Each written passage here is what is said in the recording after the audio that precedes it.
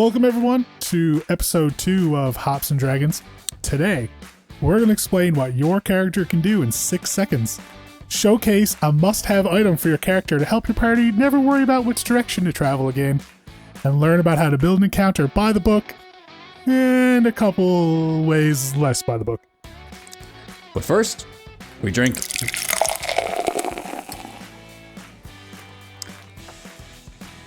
Fuck that one up. Yeah, hard time opening this. I even brought a better bottle opener, and that one just didn't work at all. No, you need to go back to the ring opener. That was great. Oh.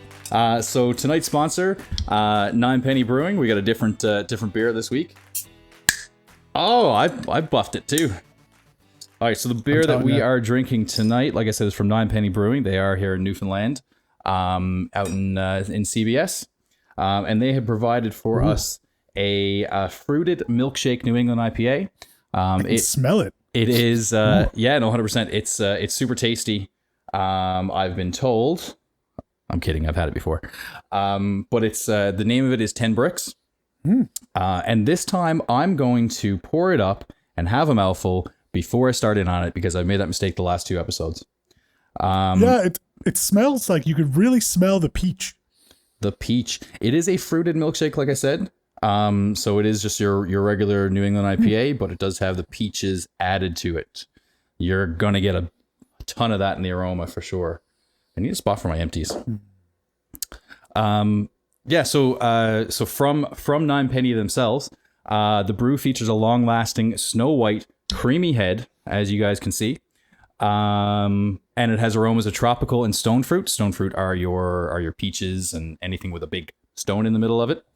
It has the bright orange yellow color. It's full body, creamy milkshake vibes with a strong peach finish supported by the hops and a huge addition of peach puree.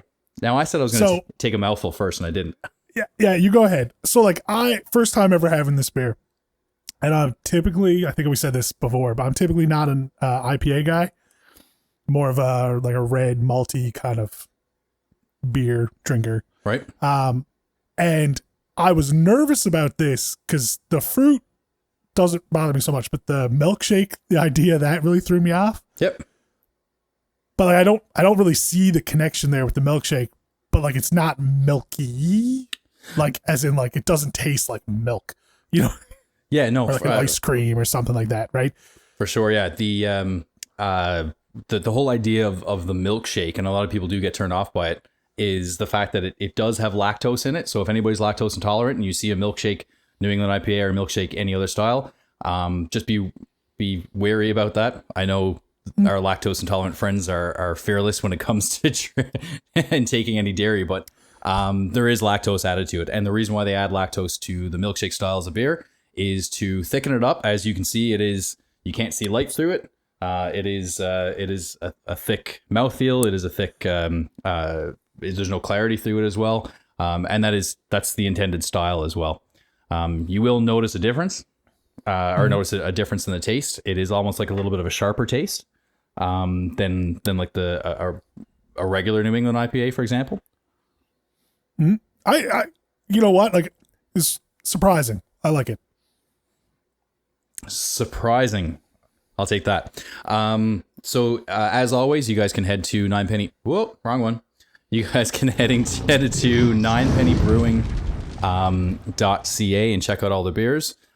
This is the 10 Bricks page, and you can see all the information there that you want to see.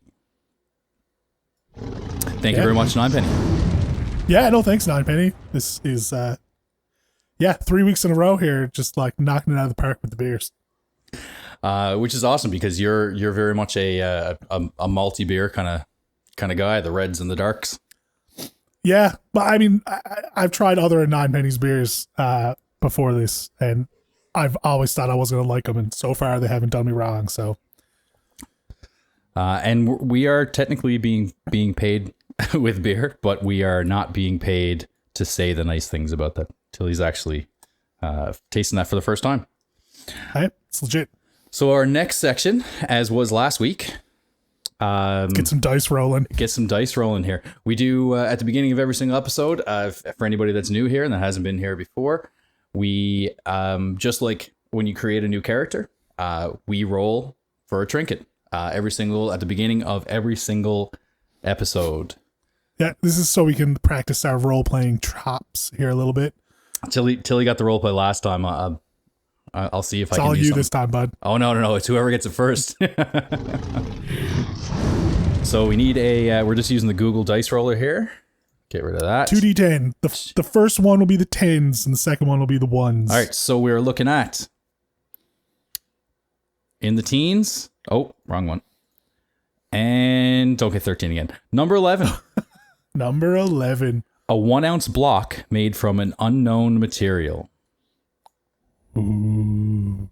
An unknown... Is it unobtainium? Could it be unobtainium? It could be unobtainium. Could it be part of your character arc where you treat it as unobtainium and you don't know what it is, but you think that it could be very valuable to your homeland? So your search is to search different mines, especially if your ancestry is dwarven potentially.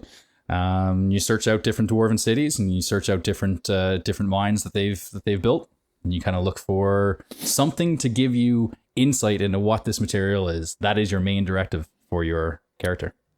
Yeah, I think we're kind of in the same mind here. My original thought was this is a great trinket to tell your DM that you rolled, because they could weave that into, their campaign, right? Like you could be on that quest, but they could, start thinking about, okay, what is this unknown material, right? For sure. I like it. Yeah. No, this is a good call. I like it a lot. I was not expecting to get that quick because I'm not the greatest at role play. So we're already the best at role playing, Paul. That's it. That's right. No more practice needed. We're done. Right. We learned. Roll. Cool. So we'll jump right into it, and our next section there is the rules you may not know. This is the point. If you guys have watched the YouTube video, this is the point where we go, the rules you may not know. I'm telling you, we have to clip that and just like somehow get that rainbow and 100%. 100%. It was a ripple fade in last time, but we're going to work on the rainbow. So the rules you may not know, it's exactly as what it sounds like. We go through every single week. We pick a rule that you may not know. The title's a little self-explanatory. It's right there. So this week, and this is probably a rule, or rules plural, 2 rules, that, if you've played D&D for a while, you probably know. But if you haven't played D&D before, or you're new to D&D, you might not realize this. So when you're in combat in D&D, everybody gets a turn. And those turns that everybody takes makes up a round. So the way the logic of a turn works is described on page 181 of the player's handbook, which I know you all have in front of you because you're studious players like that. The way Wizard of the Coast describes a turn is in combat or other fast-paced situations, the game relies on rounds. A 6-second span of time is encompassed within that round. So when it's your turn and your character acts, whatever they do theoretically only takes 6 seconds. Not that you, the person, will finish your turn in 6 seconds. That would be incredible. But the idea is that, you get to move. So you'll charge forward into battle, you'll swing your sword or your axe, cast your spell, and that is your 6 seconds. Now, theoretically, all the 6 seconds that happen within the round are all kind of happening at the same time. But that's why you have initiative. So the people who can act quicker kind of get to act first, and everyone else is kind of responding to their actions. Which is a cool way to kind of bring it back to reality and not like, oh, we're sitting here for 5 minutes trying to take one swing at this monster. So it's nice to remember that. Yeah, that's the idea, right? And I guess this comes back to a bit too, if you're going to be DMing a game and a player asks you, like, I moved and I attacked, can I also give this speech on my turn? Mm-hmm. No. Well, I mean, how many words can you say in 6 seconds? 1, 2, 3, 4, right. 5, 6. That's it. Yeah. Right. So, it kind of can help with that aspect of it too. Just kind of frame your turn. What can you do? What can't you do on your turn? Yeah. Makes sense. Keeps everything nice and contained. Yeah, and that's something that I didn't really know when I started either. It was just you had as much time as you wanted, and years ago I didn't really like turn-based games because it was like you kind of cheat a little bit because you have a ton of time to think about what you want to do, but at the end of the day, if you got to do it in 6 seconds. So yep. So the rules that you may not know: 6-second turns. Key. Our next segment, we're ripping through our segments this time. It's good. It's good. Because I didn't drink a bottle of wine before I started. That's why. No pre-show beers. One pre-show beer with dinner. Doesn't matter. Doesn't Man, count. this 10 bricks. Yeah. Mm-hmm. So for it's not the red yet, but it's good. No, understandable. So for anybody that's watching that has their favorite beer and hasn't really experimented a lot. I mean, we all have our favorite beers. We all have our tried and true beers. But as his perfect example right now with Tilly going outside of his comfort zone, he's learning that there's a lot more beer out there that he could potentially enjoy. And the more that you kind of taste a little bit, the more you expand your palate, and the more that you appreciate different styles, I guess is the best way to put it. So don't be afraid to try that craft beer the next time you go somewhere. Yeah, when you told me this was the beer for the week, I was like, not happy, but I remember I'm happy now. I remember your face. Yeah. Very good. So the next section is our useless item of the week. Can I interject here for a quick second? Of course. So last week we did a useless item of the week, the billowing cloak. I'm sure you all remember. And that was an item from an official D&D book, Morton Canaan's Tome of Foes? Xanathar's Guide to Everything. Whatever one of those books. Xanathar's, I think it was. Xanathar's, it is Xanathar's. Anyway, I took it, especially because I was on vacation last week, and I said, you know what? I bet you I could come up with some funny ones myself. So what you're about to see is my creation and my amazing paint editing skills. Oh, it's beautiful. I can't wait to unleash this one. It's so good. It's good in this way of like, that kid did such a good job. So do you want to set it up, or are you just going to go straight into it? Just go right into it, man. Bring it up. So the useless item of the week this week is Glove of Direction. Tilly, go ahead. Yeah, so the idea behind this glove is on once per short rest, while you're wearing this glove, you gain advantage on deception checks to convince other humanoids that you know the correct path to travel when you are actually completely lost. Which means? It means, if you don't, you fail that survival check, like you're the ranger of the group, and, everyone's relying on you to find from point A to point B, and you get lost, you could just point your glove and go, you know what? It's this way, 100% this way. And roll that disadvantage skill check with advantage, because, you got the glove on. I feel 100% attacked right now as the ranger in our group that always fails his survival checks. I said I was going to do it. Can you bring up the other card too? Sure. So what I did with these is I brought up, I might have told you didn't need it because I didn't think that was going to come up. You totally did. Go ahead. No, so what I did is I wrote these cards, and I have this one version of the card, which is just what it does. And I wrote another version of the card, which gives you a bit of a story behind it, which I kind of put side by side there. As you can see, the gloves are even the same size, Paul, right? I'm impressed. I don't think they're the same size. Are they? No, I don't think so. But I modeled this one off. So the story behind this is the glove was worn by Captain Leoris, which is the name of Paul's character. Mm-hmm. But it's Captain Leoris III, so it's, I guess, Paul's character's grandson. Yeah. And he was leading his troops to meet up with the main force of their army, so that two forces can come together and fight their enemies together. Anyway, he was completely lost, and his troops began to notice, and he just stood up in his saddle and said, "Don't worry, guys, I got this. We go this way." Totally the wrong way. Totally the wrong way. Unfortunately, it was the wrong direction, and the battle was lost. Yeah, so we're gonna try and do our best to make these items ourselves, so that way we can use them. We don't have to use anybody else's material. Anytime we do use anybody else's material, we do credit them. We usually reach out to them on Twitter or retweet them or give some sort of a shout out. But if we do it this way, we can use it without any fear of any reciprocation. No, that's not the right Plus, word. I get to flex some of my writing chops, and which, as you can tell, is amazing. And your impressive graphic design skills, which I didn't know you had. Paint 3D. Don't tell people that. So we will be posting this on our social media. We will be probably linking to it in the doobly-doo if you're watching this on YouTube afterwards.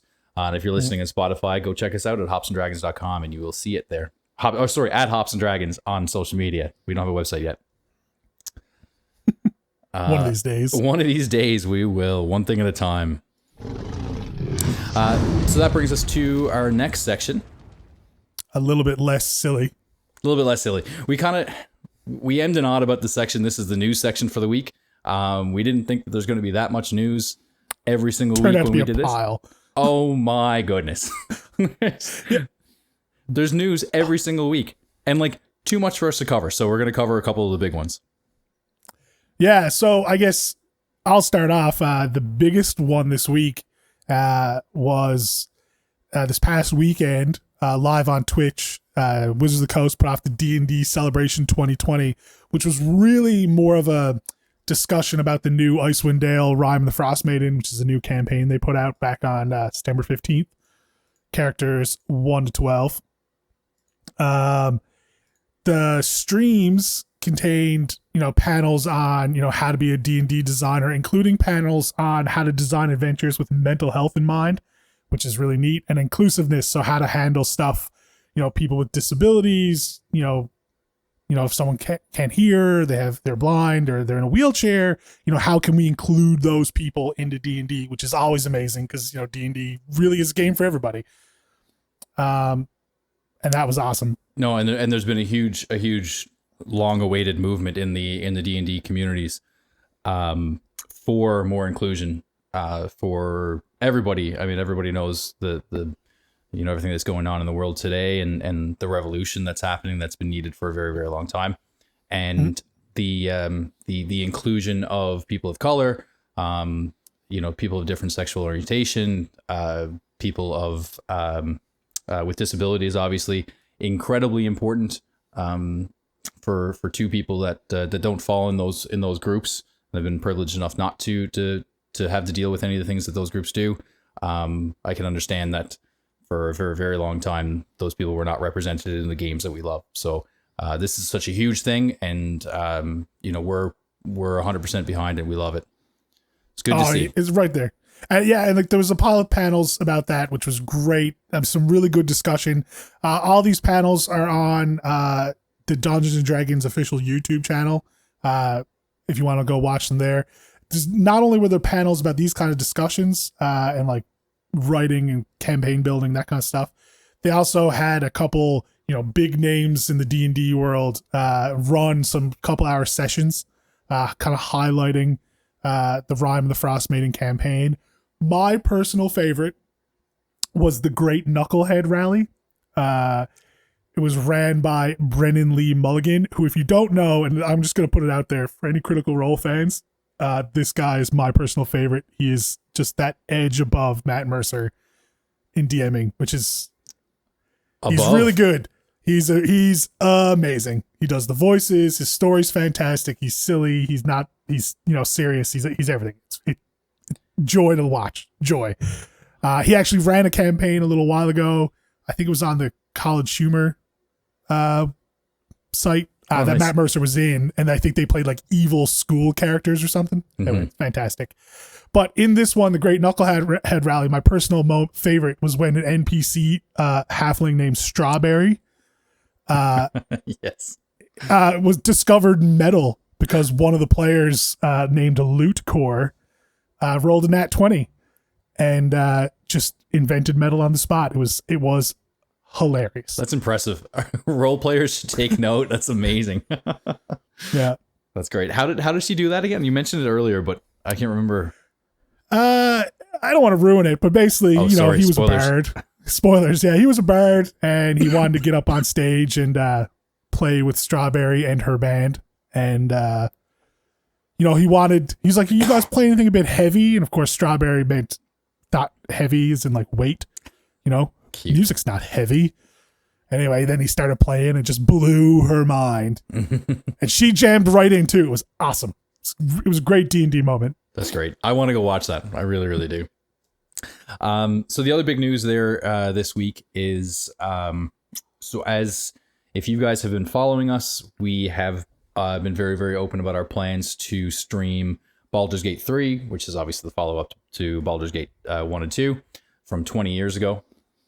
And we were supposed to this Sunday stream the cinematic, talk about it a little bit, go into the history, total hype train, and then for next Thursday, instead of doing an episode like this, a structured episode, we were going to stream Baldur's Gate 3 because it was supposed to launch on the day before we were going to go live.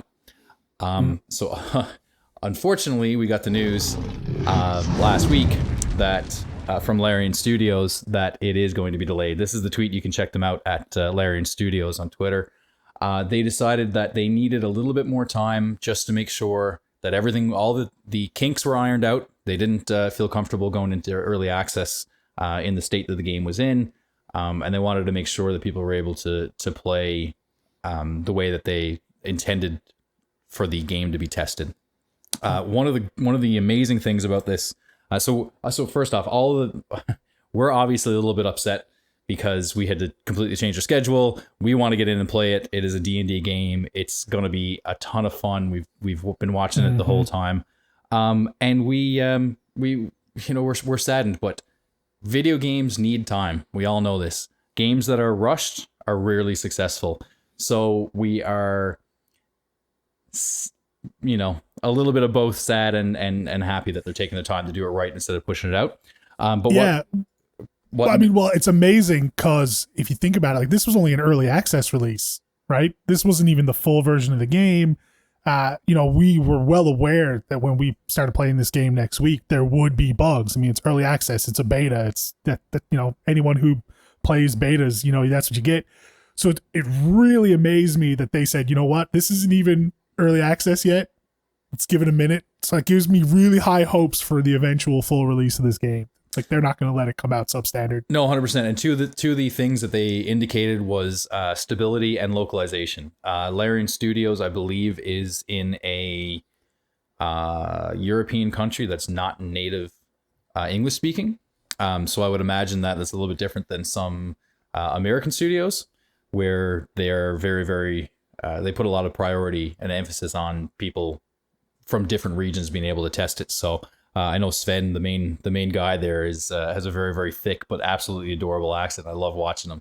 Every time he comes out to do a suit of armor on, yeah. Every time he comes out to do a community update, he's in a full suit of armor.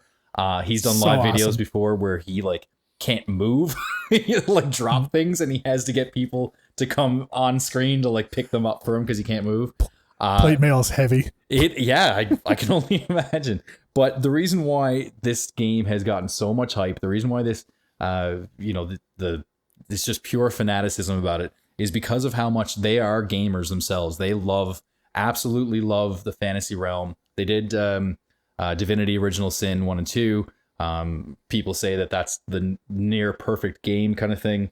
And they have that self-deprecation. They kind of have that humor. And this is what they did to their Twitter handle. Oh, no, I lost it. Sorry. This is what they did to the Twitter handle when they announced it. They changed it to Baldur's Late, which was great because people actually were claiming they saw the name change before the post. So everyone was just really confused. It was awesome.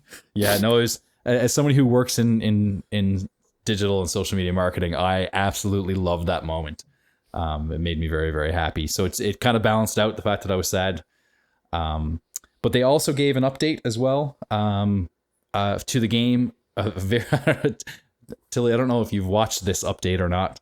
We're going to touch on it very, very briefly here. This is the 7th community update that they've given. And as in every single D&D game, you can have different relationships with people. You can have romantic relationships. You can have the opposite of romantic relationships with a lot of hatred. But they wanted to make sure that this game is very, very true to the D&D experience. And so the 7th community update is there. And they go into maybe a little too much detail into the romance part of the game. Wah, wah, wah, wah. It is. I pity the motion actors that had to act out these scenes. That's all I gotta say. But they wanted to make sure that all races and ancestries within the game are well represented in the motion capture. So you're not limited by being a halfling and having a romantic relationship with a much larger player. We'll say that much. Love is love, man. Love is love, 100%. There also is no restrictions on same sex or hetero or anything. It is just like a regular D&D game. The rules are open, and you can fall in love with whoever you want. Nice. And somewhat graphically in game, it does have a mature filter on it. So It's not going to be like The Sims, you know? They do that little like scene. Just go watch the community update. It's only 7 or 8 minutes. There's a storyboard in there that looks very, very similar to a book about different positions. I'll say that much. Interesting. Yeah. And we're not even in the after show. We're not even in Hops and Dragons after hours yet. I love it. I love it so much. So that's the news from the D&D world. The news from the Hops and Dragons world is that we hit after this is episode 2. So we started episode 0. So this is the 3rd episode. After 3 full episodes, we have reached almost all the requirements for affiliate status. We are at 50 followers, which is awesome. Thank you to everybody who has followed. Thank you for the ton of support that we've gotten so far. And with 50, I don't know if you see some of the people in the chat, we did unlock VIP badges. We unlocked that very, very recently. And earlier today, I went through and gave VIP badges to our in-game players. So anybody that you see that are messaging in the chat, the little icon will come up next to them, and they are our in-game players, our real-life players, which we are playing on Saturday, playing with. Oh, yeah. Yeah. I should finish prep. Yeah. I feel like that's a regular thing for you. Story of my life. No worries. We do have access to be able to give a few more VIP badges, and I think after a month or so, we'll look at different criteria and figure out how we're gonna hand out those elusive VIP badges. Ooh. One of them would probably be coming back and showing up all the time. You will be a 100% VIP. So that's the Hops and Dragons news. And again, I can't say it enough. We thank you very, very much for tuning in. We thank you very much for liking and following, subscribing, watching the YouTube videos. Huge. I can't get over the amount of support. Everyone says this. You always kind of think, that's cheesy. But, the truth of the matter is you get so much support from family, friends, and, just people on the internet who are just nice and they want to see you succeed. And it clearly shows. I think we'll meet the criteria on Sunday and when we stream our game. As long as we don't go with no viewers for the rest of this episode, we should hit it. Right. But I mean, we're there, we're on target, which is amazing. I mean, hitting affiliate and within a month is well, when we started out, everything that I looked at, everybody said be prepared to stream to 0 viewers for months. There were stories that I heard from people that had made it and were, doing half decent. And they said they streamed to nobody for 8, 9, 10 months. So the fact that we've been able to hit affiliate as quick as we can, or as quick as we have in what's that, 3.5 weeks, is just a testament to the amount of support that we've gotten. So we can't say thank you enough to everybody. So many thanks. So now before we sound like a broken record, we will, or get too emotional, we can move on to the next section. So the next section is Till, you can cue it up. I'm thirsty. We're gonna learn some things. If anyone remembers our 2 weeks ago, we talked about how to make your own character. I thought it was only fitting for our second kind of educational topic / discussion to talk about how to build encounters. If you're going to be a first time DM, or, the first thing you're likely going to do when you're beginning to, structure your campaign is, you're going to want your players to fight something. So we're going to run you through how to do that the by the book way. We actually have the page from the DM's guide here just to bring up and scroll through right quick. And we have a couple other little methods. Might be a little easier. As always, I like to do my best advice up front. This page you see before you, it's great. It's nice to know. There's many websites on the internet that do encounter building for free. Cobalt Fight Club is one. D&D Beyond has one in beta. I mean, there's a ton that just do all the math for you. So, that's the best advice. But let's go through this page here first. Y'all gonna learn something tonight. Y'all gonna learn. I'll try to do this quick. So the general idea is when you start your campaign, D&D has laid out 4 different difficulty levels to kind of pick from: easy, medium, hard, and deadly. The idea is within an adventuring day, you want to tax your players enough because they have abilities they're going to use to defeat these encounters, and you want to, you don't want to go deadly right off the hop. You kind of want to build them up throughout their adventuring day, a pack of goblins first, and then maybe a bigger pack of goblins, and so on, till they get to the boss, which will be the hard encounter at the end. Unless you're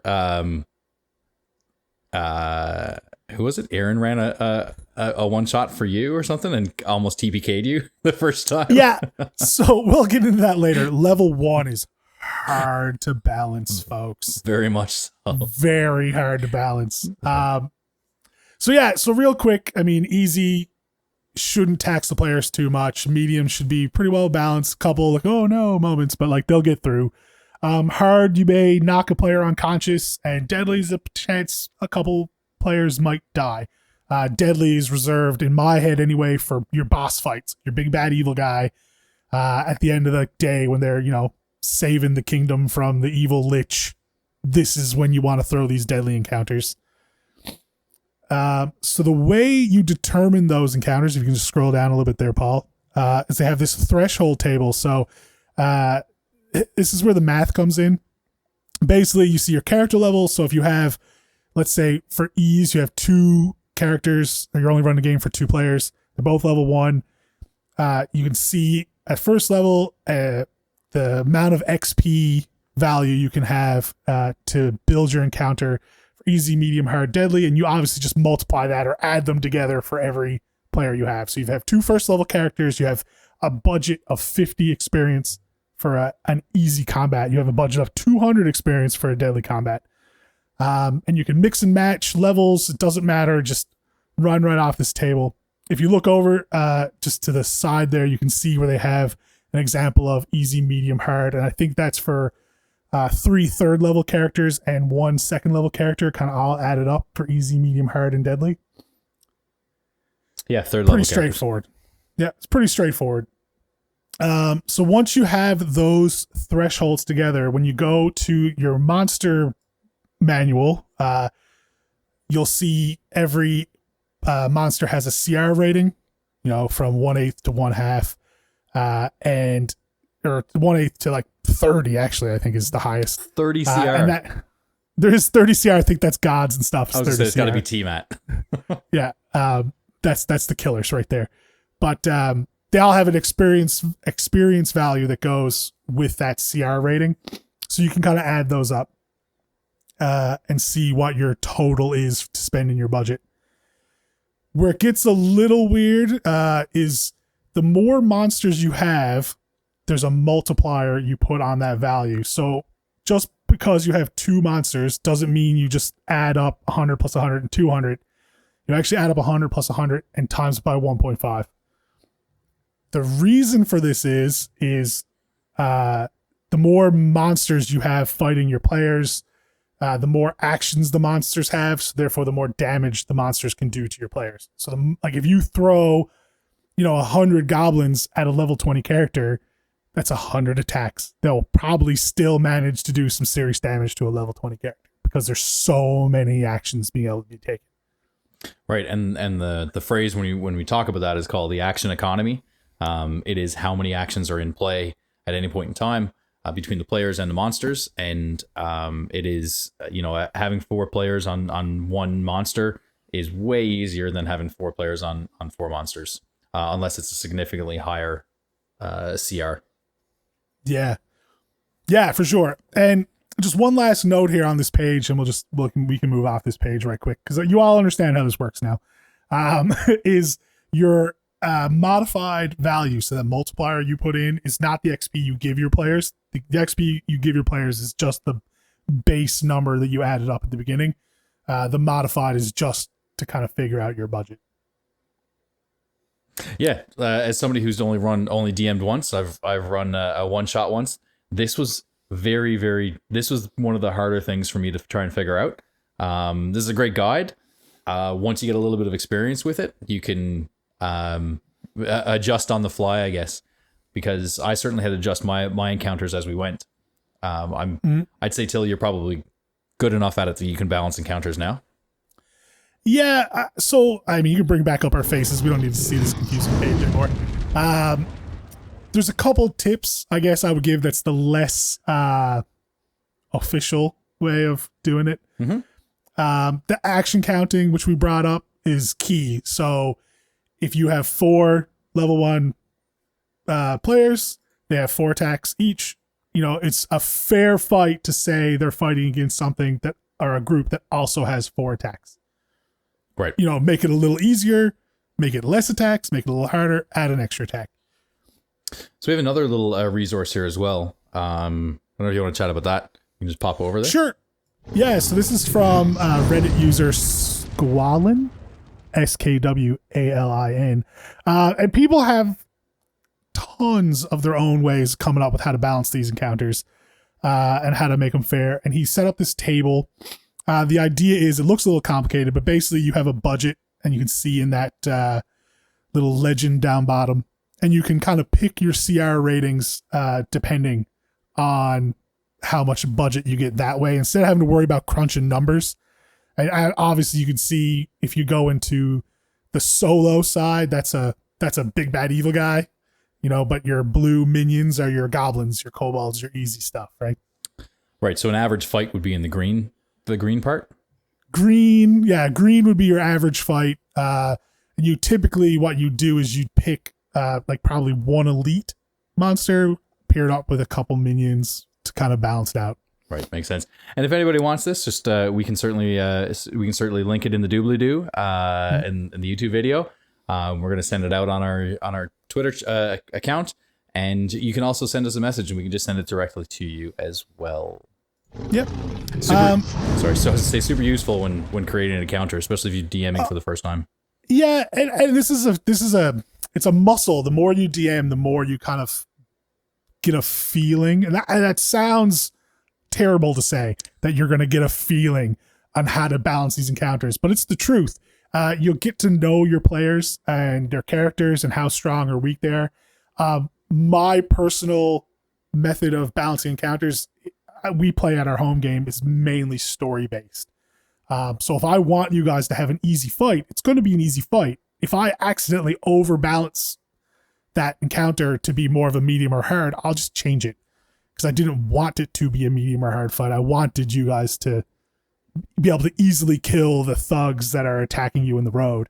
However, if I mean for a fight to be a deadly boss fight and you guys in the first round, I'm thinking, oh no, this is way too hard. There's ways you can change monsters kind of on the fly, give them a bit more health, or when they get below a certain health threshold, you can say they become enraged and they get an extra attack or something. There's ways you can change battles when they're going to kind of balance that encounter a little better. That's really interesting because when I ran that one shot, I had actually I do chat about it really, really quickly here. I had an encounter where there was a puzzle, and if you succeeded at the puzzle, then there was an encounter after that. There was a fight after that. I'm not going to talk about the puzzle because we'll probably do it in the future.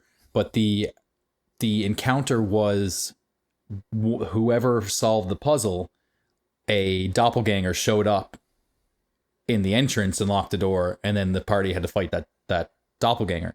And as we talked about before, the whole action economy, it was 4 players versus 1 player, and it was a little bit one-sided, and you guys all just started to rip into that monster or that doppelganger. And halfway through, I had to change it so that you guys did a half damage or something like that because it would have been over in 2 rounds. So I had to make it a little bit harder, and that was the first thing that I could think of because I didn't prepare. What if this is too easy beforehand? So it's a good thing to think about. And if you think about too, like we talked about in the rule you may not know earlier, everybody has their turn and their round, right? So even if you have a strong single boss monster, they still only get their 1 turn, right? So, your players have abilities that can do some other things than just deal damage, and that could really mess up your bad guy's turn. So, when you get into more heavy boss monsters in the monster manual, you'll see they have things called legendary actions. And basically it's an action the monster can take after anybody's turn, and they have a certain point value they can use to kind of use those abilities. And that gives them the ability to just make an extra attack or move or cast a spell when it's not necessarily their turn. And that helps balance those 1 big bad evil guy versus 4 heroes, right? No, 100%. Yeah. It's and it's incredibly important because that's the one dial that you can turn up and down very, very easily, right? Very easily. And I mean, we touched on this for a second before too. And if anyone's going to be a first time DM, chances are you're going to start at level 1. Level 1 is very hard to balance. When I ran the game for Erin and my father-in-law, when I was on vacation a couple weeks ago, level 1 character, if you're a wizard, say, and you have no constitution, you'll only have 6 HP to a maximum of maybe 9. And a barbarian might have 15. So your kind of HP window for a player at level 1 is between 6 and 15. They're falling in there somewhere. Even a goblin is doing 1d6 plus 2 damage every turn. There's a potential 8 damage in 1 turn. From a goblin. And even a kobold, which is the weakest minion in the game, I'm pretty sure they're a 1d4 plus 2. So, I mean, that's 6. You have a wizard or a sorcerer in your party with no constitution. I mean, you're knocking that wizard out in 1 hit, potentially. You always need constitution. You don't ever dump constitution. Don't. Looking at you. Don't dump constitution. Listen to him. So anyway, level 1, don't be afraid to kind of pull your punches a little bit at level 1. Unless you're playing a deadly game, then have at it. If your players know heads up, then you might die before the session's over. Have fun. So a topic we might cover in the future is something that I just learned about last week is what's the name for it now? I know the unofficial name for it is a meat grinder. What's the official name for it? Madhouse Dungeon maybe, or no, I can't remember what it is. But basically, you create a bunch of level 1 characters, and you have to you create 4, let's say, and then you come into it, and the DM has to know that this is a meat grinder, and the whole idea is the survival of the fittest. So whatever, like you need to expect that your characters are going to die in this thing. and they're essentially just average people that kind of step up and grab a pitchfork and go, and that's it. And whoever the best, strongest character is throughout this whole meat grinder campaign, that's the character then you go on to create to play an actual campaign with. So you know that that's a strong, well made character with no flaws. Yeah, one of our mutual friends actually told me about it recently, and he actually invited us if we wanted to do it, we could go do it. So I'd love to do that. It'd be a lot of fun. I'd love to give that a try. Yeah. I've never heard of that before. Interesting. Yeah, so you just make a bunch of like a variety of characters, or you can make the same class, and you basically have really, really basic weapons, and that's it. And you just go in and expect for at least two to three of them to not make it out the other end, right? I love it. Yeah, because it's a lot easier to play very, very simple characters, because you usually only have one thing to play, right? So but it's a really, really cool concept, and I'd love to do it. So we might cover that in greater detail in the future. Cool. Yeah. So our next segment here, we always wanted to, when we first started, we always wanted to feature people in the community. We always wanted, there's so many amazing people, content creators in this community. It's like, and we've been embraced already, even with a small following by other content creators that have helped us out and retweeted and shared a bunch of stuff. Super awesome. We're super grateful. So we, like I said, when months and months ago when we conceived this idea, one of the first things we wanted to do was feature the art and feature some of the content that is created in the community. Our first one, as you remember last week, was our BRB got a pee screen. Which I love it so much. Both of us peed before we started tonight, so that's good. We got a little bit of bladder space. Pre-stream ritual. Yeah, it's true. We both text each other now. We do. Make sure you pee before. But the so this week's feature is one of our. Is he following us? Not sure who's following us. We definitely follow him because he's got great content. He's got 16,000 followers. Maybe we should feature smaller creators. It was so awesome though. It was really, really cool. And somebody had he had commissioned somebody to do this for him. It's the account name is the goddamn DM. If anybody follows him, if not, you can go check it out. And this guy commissioned a new profile picture from him, and I think it's absolutely awesome. He's holding the red and blue health and mana. 2 D20s on either side. It's I think it's beautiful. I think it's really, really detailed. It's an awesome art style. Yeah, from Schmeckel, I think is how you pronounce that. Schmeckerl. Schmeckerl. Yeah. So the art is amazing. I mean, to me, this is a great DM picture, right? Oh, 100%.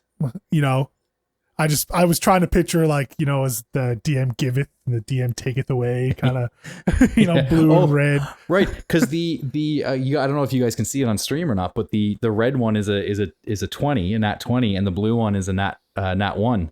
I like that. Everything in balance, man. 100%. So that aside, the jokes about the him having a ton of followers. The artist here actually is Schmeckerl, only has 427 followers. So if you guys have a Twitter account, it is at Schmeckerl. And by the looks of it, he absolutely does amazing artwork and a really, really cool style. I like the D20 in his forehead, that whole all-seeing eye. There's a lot of really cool elements, right? So go give both of those guys a follow if you're on Twitter. That's at the goddamn DM, and the commission was from at Schmeckerl, Schmeckerel. That was hard. Yeah, I was looking at it earlier today, being like Schmecker. Took me a while. Schmeckerel. I like it. I love it. I like it a lot too. I like unique names like that. Very good. So that concludes the non-chat version of our episode. 49 minutes and 40 seconds. Just good job. We did it. That's a half hour less to edit. Oh, Oh no, we still have 2 sections to go for YouTube. Never mind. Separate videos though. Separate videos. 100%. So, first off, thanks for everybody that popped in and chatted. We certainly appreciate it. We're going to go through them a little bit afterwards in the after show, Hops and Dragons After Hours. But first, we drink. No, we already did that part. we did that part. But I don't know about you, but I'm empty. I'm getting there. I feel like I talked a lot during the how to build an encounter. You 100% did. So, let's see if I get a little. Oh, that'll be good to edit later. Ooh, I love it. So yeah, for anybody who didn't notice or wasn't here earlier, our sponsor this week is Nine Penny Brewing, and the feature beer for this week was a 10 Bricks Milkshake New England IPA that was fruited with a peach puree. Super tasty. It was delicious. For somebody like Tilly who does not like fruity beers, does not like hoppy beers, he is a malty red drinking lovely human being. He was incredibly impressed by it. So if you guys, I still am impressed.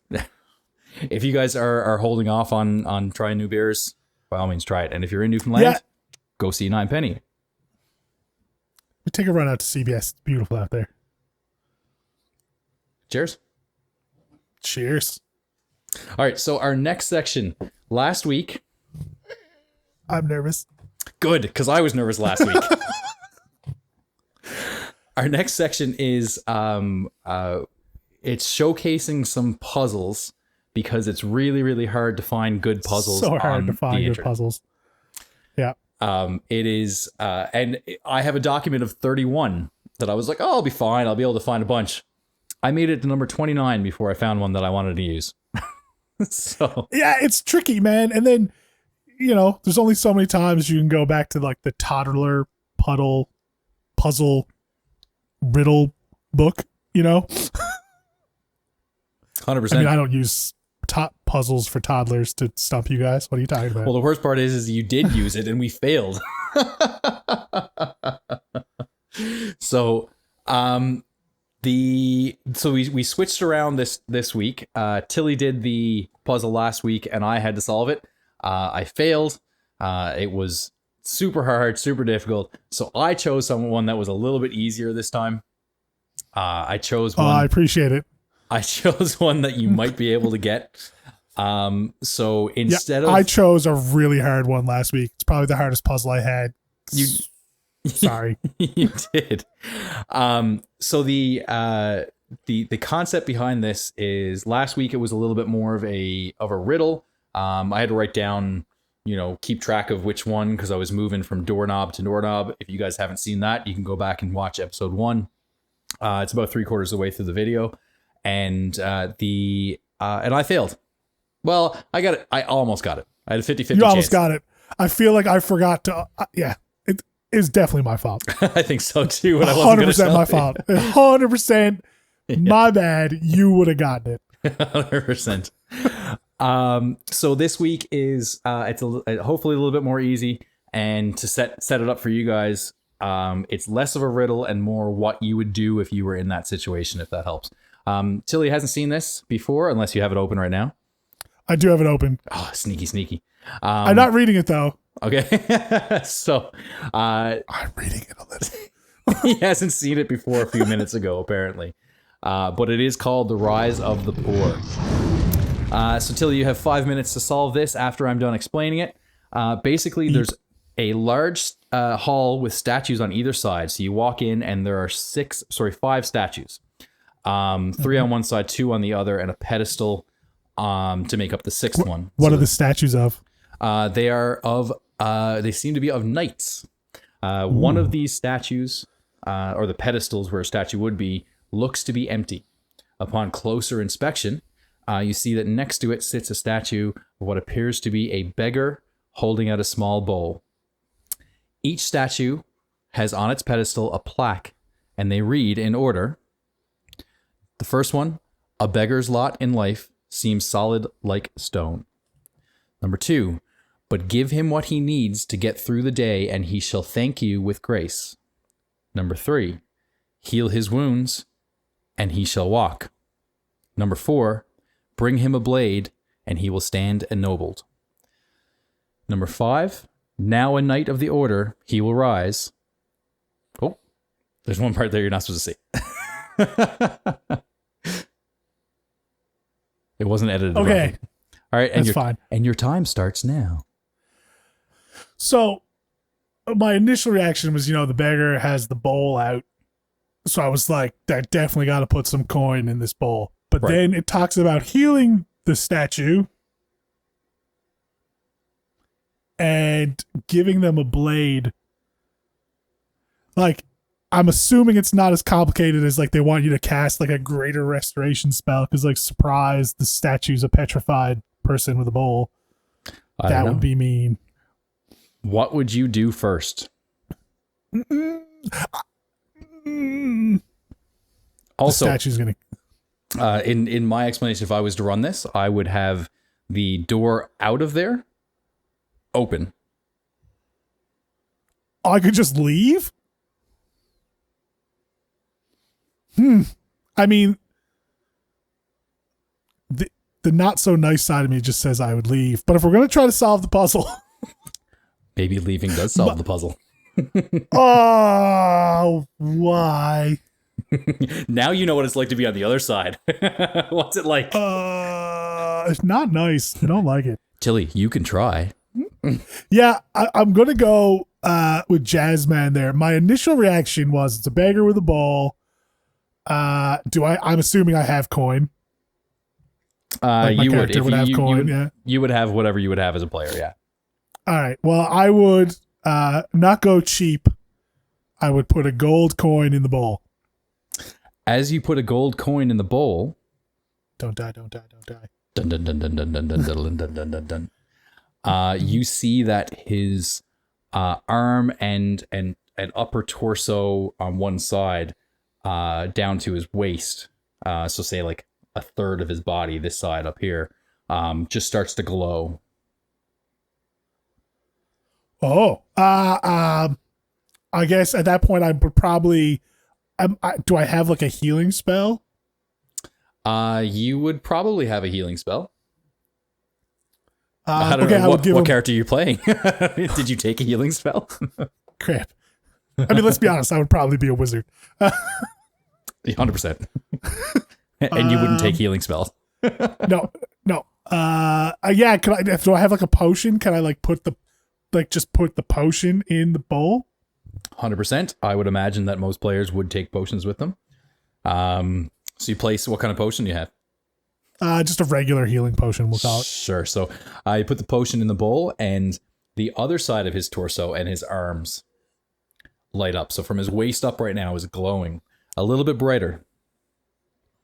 All right, hold on. So the blade. Okay, so I know number 4 is I'm going to take out like a dagger.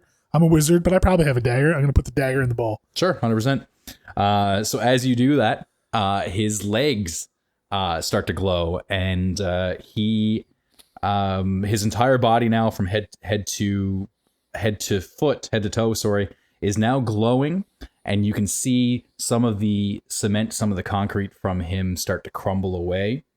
And much to your surprise, he stands up and takes a step up onto the pedestal, and the invisible wall that you did not know was there opens up. Cool. Nice. So you're welcome for giving you a much easier puzzle. But okay, hold on. I'm still lost. So what's number? It was just basically 3 out of 4. Oh, okay. Yeah, so the solution here, and this is the reason why I went down too far the first time. So hold on, before you read the solution, sure. If I had given him like food or something?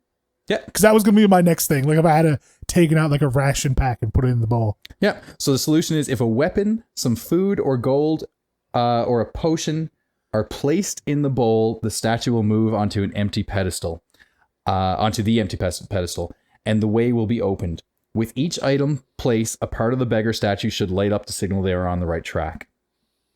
Now I changed it so that the door was open, And the whole idea about changing this puzzle to have the door open was that if you ignored it altogether and ran forward and went and tried to exit the room, all 5 of those would have come to life, and you would have had to fight all of them. Neat. Yeah, so it's kind of a, you don't want to play the game? Well, let's fight. So this puzzle's fantastic. I really like this puzzle. Yeah. The DM in me just has to place this. Immediately, the way you, like, this puzzle's a great find. I could see this as being like a way to get into a temple. Like, if you had to somehow prove your worth to get in somewhere, like a I don't know, one of the good deities, maybe not lawful good deities, but it'd be really neat to be, we need to get in there to get the blessing of whoever. Yeah. But you got to get through this first, and these other statues are their protectors. And if you don't show your willingness to, give the less fortunate or whatever, they would attack you and they wouldn't let you in. Therefore, you wouldn't be deserving of the blessing. No, 100%. And definitely the two uses are to gate progress, and either to hand out a special blessing, or hand out a piece of gear. Right? I mean, very easily you could change this so that the beggar stands up, and before he gets up on the pedestal, he looks at you and says, "Thank you, travelers," and blesses you with an extra inspiration dice or something like that. Yeah. Right? Or anything. I mean, you kind of make up whatever you want.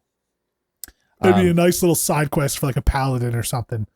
Definitely. Get a little piece of loot for, being a good paladin. Yep. 100%. And punishing those that are evil orientation as well. The just because if you, like you said at first, you're like, the door is open, it looks open. You could just walk through it, and when I said invisible wall, I probably said that wrong. It was essentially a warding spell, I guess. So if you walk through it, it'll all the knights will stand up and start to attack you. And for if you wanted to be able to build those monsters out, you can refer to our last segment about monster building. But I would imagine that somebody or a monster that was a stone statue or something like that, they'd have a really high AC. They'd be, what else would they do? They'd high constitution, maybe. High constitution, high strength, probably be resistant to like bludgeoning, or they'd be vulnerable to bludgeoning but resistant to piercing, or even immune to piercing and slashing damage. Yeah. So there you go. I like that a lot more than, because I read it earlier. I was like, yeah, that works. Cool. Put in like actual application. I like that a lot. Yeah, that was awesome. I really liked that puzzle. That was fun. Cool. Well, a D&D stream wouldn't be complete without actual D&D. So our next, actually, I need to check something first. Our next section, if you guys were around last week, it is our CR monster battle, where we pit 2 monsters of the similar CR against each other and see who wins. Now, we haven't done this one before. We did last week just to make sure that it worked. But we haven't done this one before, so we don't know who's going to win. Nope. I tossed up a poll. Oh, I tossed up a poll beforehand, and it's still open 3 more minutes if anybody wants to go vote. But you can also vote in the chat if you want. Our monster battle this week is 2 CR 1/4 monsters. And as we mentioned last week, it is giant badger that has multi-attack. A snake. And a constrictor snake that has grapple. So if the snake kind of gets that grapple off, it might win. Excuse me, but the giant badger has multi-attack and puts out a lot more damage. The badger can also burrow. One of those things. The snake can swim. The snake can swim. So I've got some stat blocks here. So the poll that I put up that has 2 minutes left on it, between who would win between the giant badger and the constrictor snake is, let's go take a look. Constrictor snake is winning. Ooh. So, excellent. Oh, we're at the wrong one. Excellent. So we've got a stat block here for the constrictor snake. Constrictor snake. Actually, I'm going to go to this one. I like this one better. The constrictor snake here is Badger. Constrictor snake, like we said, only has 13 hit points. I believe the Badger has 13 as well. Even hit points. Yeah, even hit points. The constrictor snake does have a swim speed in case there's any water involved. It has one attack. It is a bite. 1d6 plus 2. It is piercing damage. And it has another action, which does include an attack as well, called constrict. Basically, you can grapple the other monster, and it's a 1d8 plus 2, so it's a little bit higher of a dice as well. Mm-hmm. The giant badger. So the upside too with the constrictor snake is it has a slightly higher AC, 12 AC versus the badger's 10. Right. And then the badger has same hit points like we said. It can burrow 10 feet, go down in the ground. It does have 2 attacks, 1d6 plus 1 with his bite, and then 2d4 plus 1 slashing damage. So it can put out a ton more damage than the snake, but not if the snake gets a grapple. Who's excited? I'm excited. And Paul, you got to pick last week. You rolled the dice and won. I did, yeah. So every week, whoever, I wonder, should we do it? Whoever loses gets the pick, or should we continue with the dice roll? I like whoever loses. I like whoever loses. Because you think you're going to lose tonight? No, I think I got this in the bag. All right. So we're going to head over to Roll20. If anybody hasn't seen Roll20 before, it is an online D&D program. Essentially, it is, they did not sponsor this stream. However, in the time of COVID, when we're all sitting at home, we have made use of it and are able to still play our games when we can't meet up in person. Since last week, we've developed this winners and losers table. My paint 3D skills in action is awesome. I love it. So the winners and losers, Tilly won last week with the zombie, as everybody in chat guessed. Which is amazing because statistically speaking, should not have won. I love how you left him at 0 hit points still. He was actually at like minus 13 because I crit on that last hit. That's true. You did. Yeah. And what we do when we crit. We drink. Hey. All right, cool. So let's get into it. Let's move us over. All right, look at that. There's water. So explain to me and the beautiful people we have in chat how water movement works for somebody that doesn't have a water speed or a swim speed. Yeah, so water and anything else that would be considered a difficult terrain. So if you're trying to climb something, or if it's really like, you're going down the mogul slope on the ski hill, would be considered difficult terrain. So anything that's difficult terrain halves your movement speed. So I believe the badger has 30 feet worth of movement each round. So if he tries to swim, he will be half that, so 15 feet. Versus the snake has 30 feet swim speed, so he can go his full movement in the water. God, no. I feel like, so Tilly talked to me beforehand, and he was like, you can choose whatever you want, and I chose like an hour ago. And he's like, yeah, Badger's gonna win. Badger's gonna win. Badger wins all the time. I still think the Badger's going to win, to be completely honest. And now that I look at it and see how the first couple rounds are going to play out, I got a feeling the snake's going to win, and that's what I wanted to choose. He totally reverse psychologized me. Too late now. It is too late now. All right, so... hey, Paul. Roll for initiative. Time to roll for initiative. All right. A whopping 1d20 plus 2. Oh, I did not do a plus 2. Wow. What's your plus dex onto that 18? 0 dex. Oh, well, you still go first. So the Badger does have the ability to dash, right? Everybody has the ability to dash. So on your turn, you get movement, and you get an action, and a bonus action. Your action can be an attack. It can be to dash, which is to move again. It can be to disengage, which means you move in a way that doesn't provoke attack opportunities. You can take the defense action to make the next attack against you be at disadvantage. You can ready an action, so you can use your reaction to do a thing at a certain trigger. Question. Sure. What does burrowing do? Burrowing means you can go underground. Badgers, they're diggers, so I believe they have 10 feet of burrow.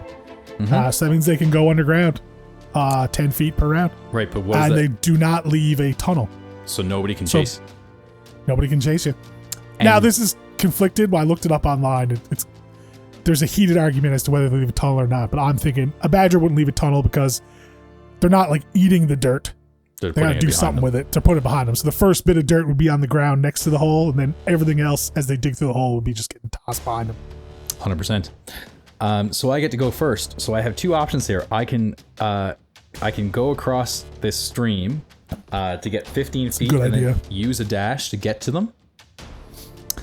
Or I can stay here, ready in action, let him come to me, and not give him the first attack. Now, do remember, even though you have multi-attack, if you use your action to ready an action, that means your attack happens on a reaction. This is complicated. But on a reaction, you can only attack once. Yes. You cannot use your multi-attack on a reaction. So because I have 2 attacks, I can ready either one of those attacks, right? That is true. Sure. So bite is 1d6 plus 1. Claws is 2d4 plus 1. It would make more sense to me to do the bite. I'm not helping you. Why not? We're sworn enemies. I will. Badger and snake, sworn enemies. I will ready my bite. I will ready the 1d6 plus 1. Wait, now can you? So if I just, and again, explain just for me and for the people watching as well, the burrowing. Yeah, no, I'm gonna. You can't move as an action as part of your readied action, right? I can move. So if you burrow underground, right? I can't get to you when I get over there, but then like that's it. Then you can't attack me either. Right, but next round I can come out of the ground and attack you. That is correct. There you go. That's what I'm gonna do. So the problem with Roll20 is it's not really 3D as you can imagine. So imagine I'm just gonna burrow straight down. Straight down 10 feet, and that's your turn? I'm just gonna go down 5 feet. I'm not gonna go down 10 feet. All right. Well, then I'm gonna use my turn then. I'm gonna move. So 30 foot swim speed. 5. Oh, why did that open up? 5, 10, 15, 20, 25, 30. And I'll ready my constrict attack. Shit. Based on what? What action? Based on you popping out of the ground. Damn it. Well, I guess I'm gonna pop out of the ground then, and go ahead and take your swing. All right. So this constrict is a plus 40. So 1d20 plus 4. Oh, Jesus. The Snickers. Nat 20. But first, we drink. Oh, Paul. So this is now a 2d8. This battle we might go into a second round of this battle. We might have to. Wow. 2d8 plus 2. And I need you to make, if you're still alive after this, a DC 14. DC 14 athletics or acrobatics, whichever's higher, your strength or dexterity. Mm-hmm. Strength is higher for the battle. 12. And you missed your DC 14. No, that's damage. No, you do. Oh, that's damage. Snap. He lives, folks. He lives. With Roll20, you can just hit. You can just tap on the health and go minus 12, and it will update it in case you don't want to do head math. I hate math. Sadly, D&D is a lot of math. I don't mind math, but I don't want to do it while in the middle of a battle and while producing the stream and doing all of this at the same time. So thank you, Roll20. All right, so roll me your probably a strength save because it's a +1. And that's just a straight D20 plus... Straight D20 +1. All right. To try to beat a DC of 14. Badger needs to stay out of this snake right now. Here we go. As a 14. So a 14 in D&D, you have to meet or exceed. So that's a success. You are not grappled. Well, no, sorry. I rolled a 14. It's still +1. Oh, yeah. So either way, you're good. Not grappled.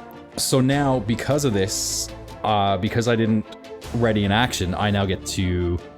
Multi-attack. Multi-attack. So the first one is a D6 plus... You roll the hit first.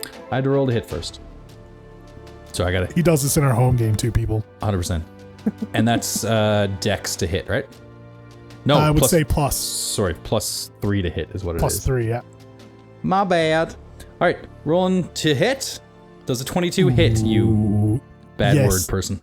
Yes, it does. No, not 20. No more drinks, unfortunately. All right, so 1d6 plus 1 for the first one. That was a bite. 6 damage. Yeah. All right, 7 damage. 7 damage. What? How? It's 1d6 plus 2.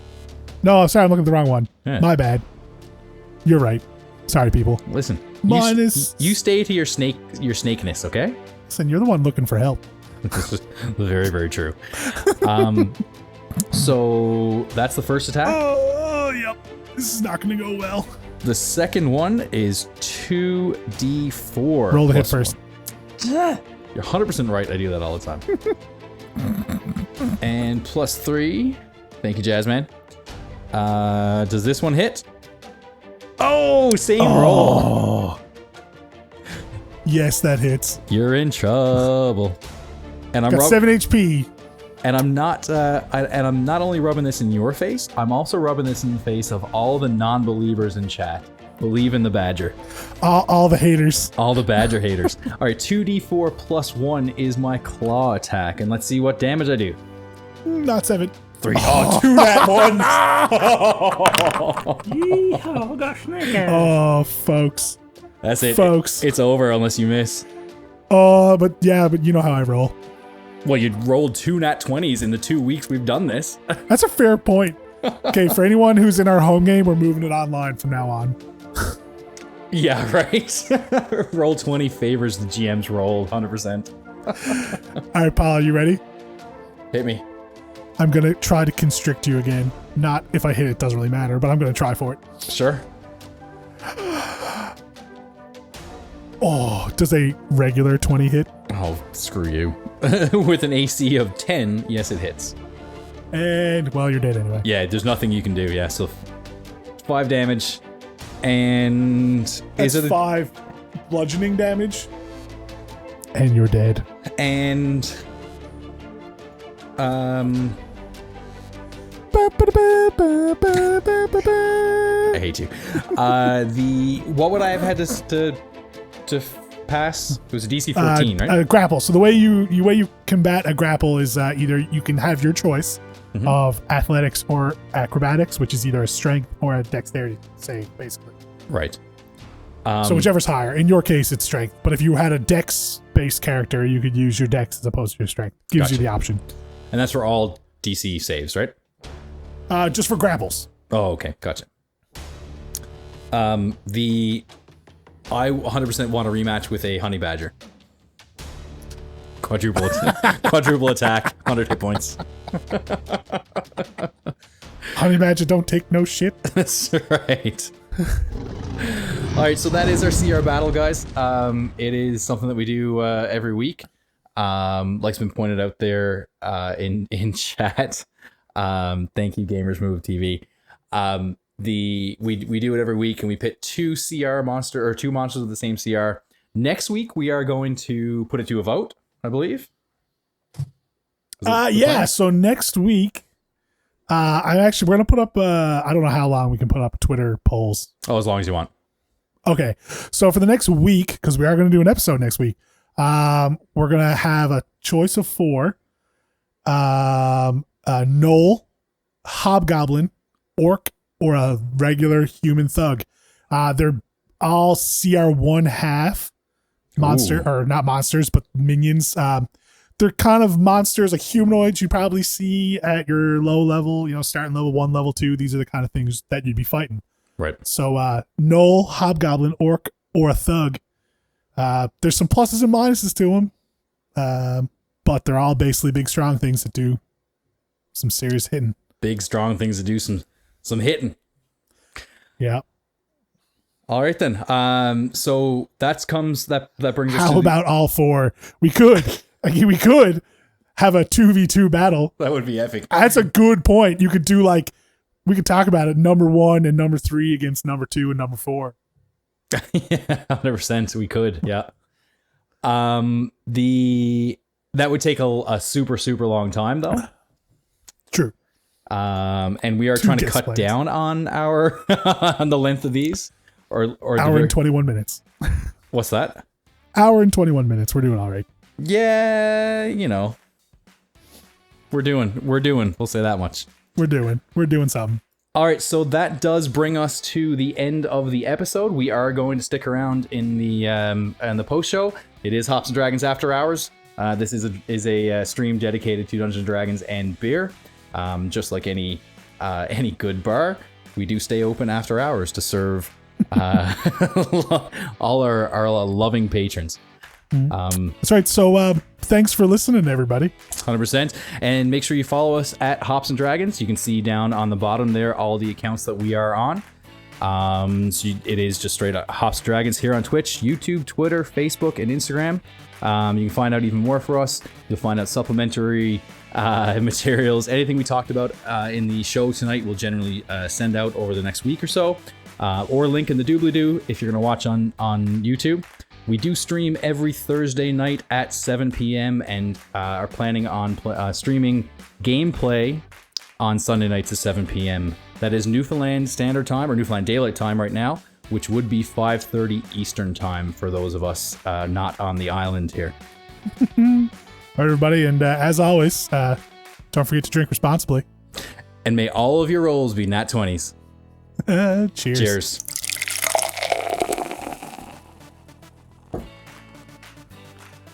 Well, that was a pretty successful scripted hour outro. And 22 minutes and 30 seconds. Damn it. We can't keep these low.